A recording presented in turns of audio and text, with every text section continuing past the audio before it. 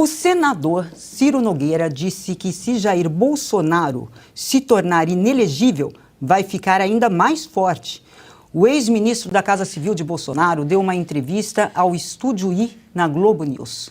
Acompanhe esse trecho. Você sabe qual é a grande dúvida hoje em Brasília? Porque eles sabem que se cometer essa injustiça com o presidente Bolsonaro, ele vai se tornar muito mais forte. Vai ser muito mais forte. O Bolsonaro inelegível vai ficar muito mais forte do que ele elegível, gente. Anote, vê o que ele apoiou aí. Imagine ele inelegível com injustiça. Essa é a grande dúvida em Brasília. O medo de enfrentar o Bolsonaro, mas tem muito medo, às vezes. Já pensou o Bolsonaro inelegível apoiando o Tarcísio, gente? Não tem eleição no Brasil. Essa é a grande dúvida que nós temos hoje nas pessoas que fazem oposição ao presidente Bolsonaro. O presidente nacional do PP também disse que a situação econômica é ocultada por uma cortina de fumaça. E nós temos um custo Lula, que é em torno de R$1 em cima do dólar. As pessoas estão pagando 20% a mais de todos os produtos, porque nós temos uma economia dolarizada, por conta desses arroubos, dessa irresponsabilidade ao tratar a economia brasileira, e quer-se criar uma cortina de fumaça no país para jogar a culpa nesse que para mim é um dos melhores, ou se não o melhor, presidente de banco do mundo, que é Roberto Campos. Silvio, Revista Oeste já usou essa expressão, esse termo, cortina de fumaça. Silvio Navarro que primeiro usou essa expressão perfeita para definir o que é esse começo do governo Lula. Então vamos lá, Silvio. Não é isso. Eu concordo com tudo que o senador Ciro Nogueira disse. E um detalhe, ele é presidente do PP, né? É um partido importante, um partido que tem uma bancada na Câmara dos Deputados e no Senado, bancadas robustas, importante para a governabilidade. É o partido do presidente da Câmara dos Deputados, Arthur Lira, ou seja, tem ali, essa é a capa, né, que fizemos creio que há 2 ou 3 edições, Augusto. E é um termo perfeito utilizado pelo senador, por quê?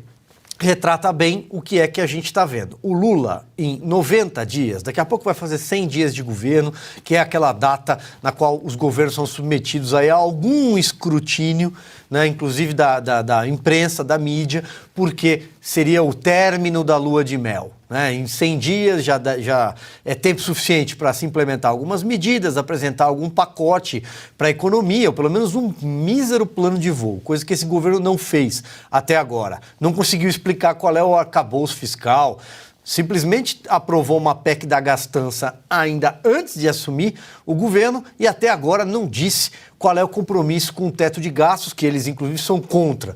Né? E aí é claro que o mercado, que o empresariado, eles reagem. Ninguém gosta de enxergar um governo que quer embarcar numa aventura fiscal irresponsável.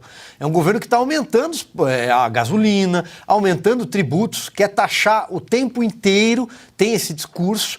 E por não ter um plano econômico, nenhum ministro que tenha lido algum livro ou tenha compreendido o que leu sobre economia, o Fernando Haddad, que ele não consegue se comunicar, ele não consegue sequer dizer o que ele pensa sobre economia, ou se ele teve já alguma ideia ou não teve, até agora absolutamente nada, né? Então fica difícil. Aí ele precisa produzir o quê? Produzir factoides, produzir manchetes sobre o Bolsonaro o tempo inteiro. Lula diz que Bolsonaro... repito, falei isso no começo do programa. A cada 2 discursos ele cita o Bolsonaro uma vez. Aí vem as joias do Bolsonaro e o consórcio da imprensa, que também não quer cobrir o governo Lula, porque não quer, evidentemente, dizer que este governo não fez absolutamente nada até agora, embarca nessa narrativa. Os cartões corporativos, né, os Yanomamis, a tragédia dos Yanomamis, e é claro que a gente se solidariza, a gente quer que o poder público haja ali nas terras Yanomamis, mas isso é algo que tem décadas, mas só descobriram em janeiro, depois que o Lula assumiu. Aí o Lula viaja, aí ele coloca as vestimentas, os acessórios, né? Os adereços indígenas, aí depois ele põe o boné de algum, põe o boné do outro, faz discursos, é só o que a gente está vendo.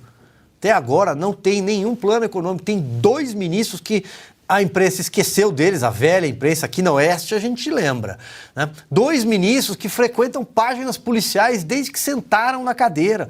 O governo esqueceu de colocar o nome deles no Google, desses 2 deputados, antes de nomeá-los. Uma tinha ligação, tem ligação com milicianos. sendo que é um presidente que passou a campanha inteira atacando Jair Bolsonaro e a família Bolsonaro, porque supostamente é ligado à milícia no Rio, ele nomeou uma ministra miliciana. Depois o outro levou verba pública para as fazendas, mandou chip para a terra Yanomami, chip de celular, manejou mal o tal do orçamento secreto, entre outras denúncias, e continua no cargo.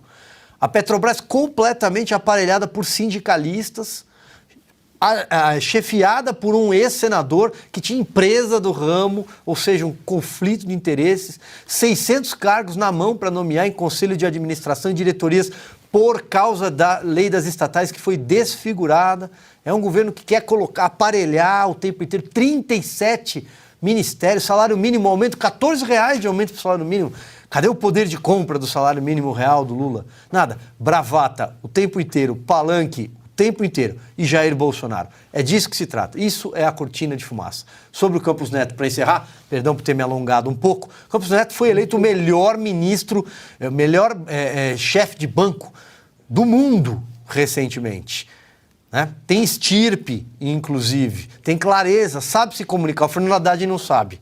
Acho que isso já resume bem.